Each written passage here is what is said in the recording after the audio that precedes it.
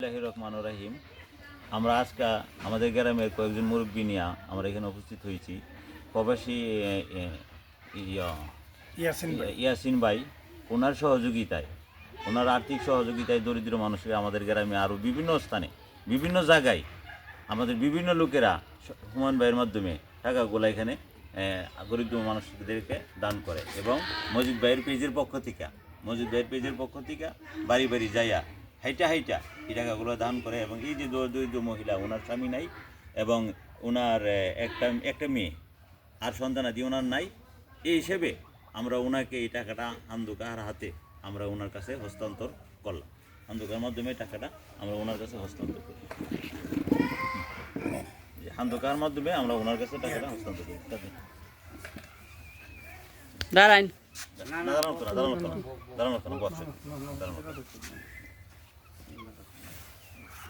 আমাদের জন্য দোয়া করেন, আমরা যাতে এইভাবে হতদরিদ্র অসহায় মানুষদেরকে দান করতে পারি, কিছু সাহায্য করতে পারি।